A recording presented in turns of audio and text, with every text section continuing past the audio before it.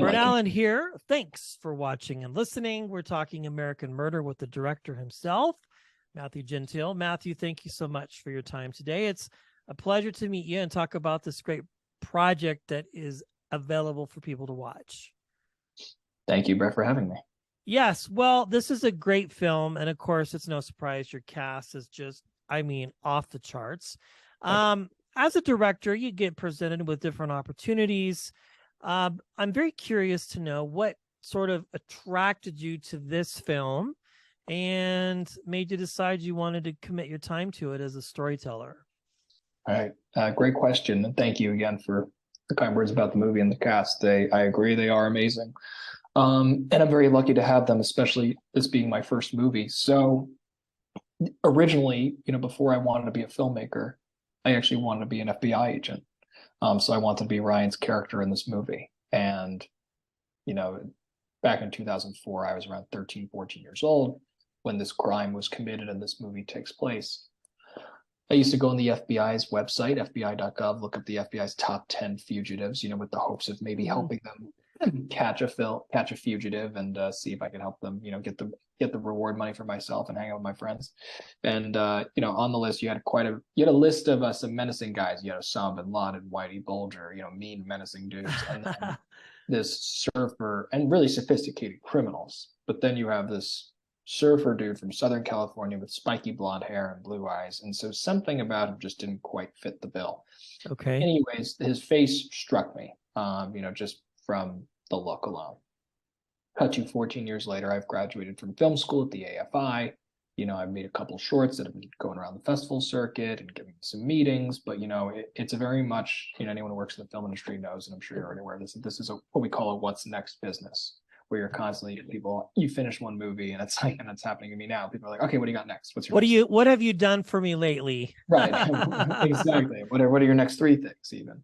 And so, as someone, at that time, I had a few different vehicles for first features that were kind of, had false starts and stops. There was a script I was offered. Someone did bring to me to direct, but it didn't quite pan out. And there was a script I was writing to do for like a really low budget that didn't quite come together. And so I was kind of lost in the shuffle of like this figuring out what my first movie was. And then one day I was doing a hire gig. I was shooting a commercial for someone and I was storyboarding. And as a storyboard, I always have the TV on in the background. And sure enough, all of a sudden, Jason Derek Brown's face popped on the TV. Wow. And I saw it, I turned the volume up and I watched and I said, oh my God, this guy is still missing. That's crazy. And as I started to, learn more about the story and Jason and his character, his past, his upbringing, how this petty criminal went from, basically being just a run of the mill con artist to an FBI top 10 fugitive. I just said to myself, I was like, I think, a movie about this guy is the kind of movie I grew up wanting to make. Whether it's like something like Dog Day Afternoon or The Sting or The Hustler. I always loved antiheroes. I love those kinds of movies, crime films and crime dramas of all kinds, really, from film noir to, Goodfellas and Pulp Fiction, right? So I just really love that kind of film. And so I put this character really intriguing me, in part because, also here, keep on, this is a charismatic con man who can really charm anyone, but he meant so many different things to so many different people. Yeah. And so figuring out what he meant, who he was, why people fell for him, why people loved him, and how much of that was real or not was really just exciting and interesting to me. And that became, I said at first I'll just try to write the script, and see what I can do with it. And then as I wrote it, it became very clear to me, oh no, this is a movie that I have to direct and a story I must tell. Yeah, how cool. And I've heard that story told before where, actors, comedians, they're watching TV and they want to be these astronauts or whatever. And then all of a sudden they realize that it's like misdirected interest. And they're like, I just want to make movies about these types of people, right. Which is cool. So as a first-time director, I've never asked this question before. So I'm very curious. I know there's like a process to like studios and producers having a say in who your actors are going to be, but how do you get such a cadre of great talent, like especially on your first run? Because obviously there's tons of pressure, financial pressure, right. Like it's a lot to get a good movie made, let alone just a movie. Very good question. there was a lot of luck involved and a lot of hard work, right? Yeah. The two kind of met at the same time. We went out to cast this movie. It was a long development process. I did so many drafts of the script, both before the producers and these two companies, GG Films and Traveling Picture Show, because this movie Yeah. was made independently. It's now been picked up, but it was made independently. So, I had three great producers on this film: Kevin Matisow, Chris Bethel, and Gia Walsh. And the three of them really believed in me, backed me, went out and got the financing for this. That part is 100% them. I didn't have anything to do with that.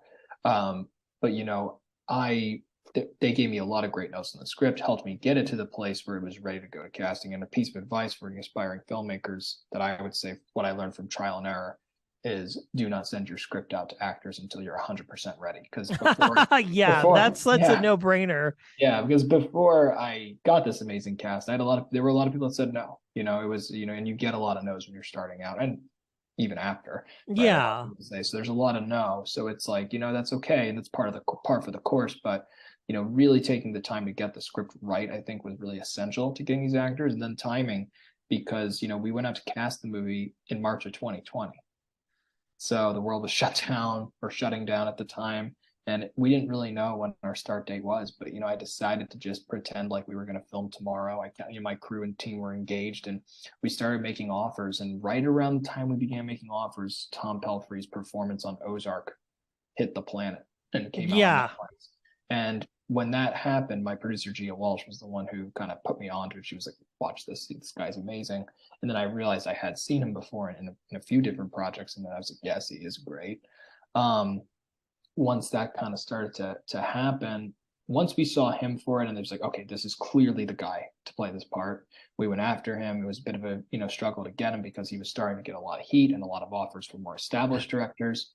But he took a risk on me because he really loved the script and the character. He made sure we were aligned, on terms of how we are going to portray this guy, which we were. We really gelled. We're both East Coasters, and and so it was just a natural fit of director and actor, but also more importantly, actor and role. It just was, he really fit the guy and knew what to do with this character.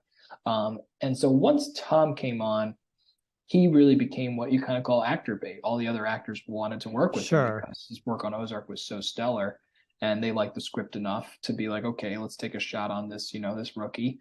And from that we were able to get Ryan Philippe. Once Tom and Ryan were locked in, it became Sure. kind of like a snowball effect. It was a long time to get those two, but then once they were in, it was like boom. It was like the next day was like, oh my god, Idina Menzel's joining. Oh, I So mean, it's like, wait, Jackie Weaver said yes to this. And I'll tell you something funny about Jackie Weaver. My producers, we were doing one version of the script where I was like, that scene, with the mom is pretty, it's not the longest scene. It was originally a lot shorter. And the producers were like, beef it up. And I was like, what do you mean beef it up? It's the scene.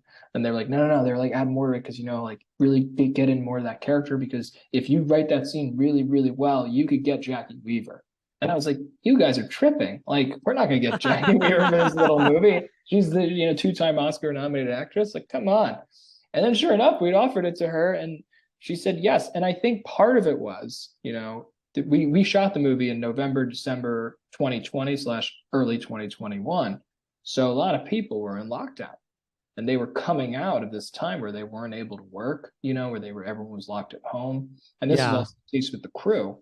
So it really, and Ryan said to me the other night, he was like, I think the energy of that shows on the screen because we all felt so grateful to be working. I mean, for me, it was like it was like a kid in a candy shop. It was my dream come true to not only get to direct the movie, but to do it with these amazing actors who far exceeded any list of dream actors I had. It was just, pretty remarkable. But to have them all come and tell the story and all of us getting the chance to work, it was a special thing for sure. Yeah, speaking of Tom, we had a chance to have him on the show before Ozark. And once that happened, and then he started getting nominated for Emmys and all this other stuff, Yeah. it became virtually impossible. There's a lot of parallels with your world in this business, just trying to get the big guns before you've got your show established and have built some rapport with the industry publicists. Well, this is a great movie. If people want to watch and stream, where can they do so, Matt? So, it's in theaters starting tomorrow, October 21st. And it'll be out on streaming on all transactional video on demand platforms on October 28th. So Friday, October 28th. So you can rent it on iTunes Store, Amazon, YouTube, anywhere you rent movies, cable, VOD. You can get American Murder. Please watch it, and if you like it, tell your friends, because this is a, it's an indie film, and it needs support. So please come out and watch it, and rate it and like it, and if you like it, rate it. Tell people to come see it. I love it. Well, it's a great film. I can't wait for people to watch it, and all the success that you've had is very well deserved. Matthew, thank you so much for your time today. I appreciate you hanging out with us here at the Brett Allen Show. Brett, thank you so much for having me.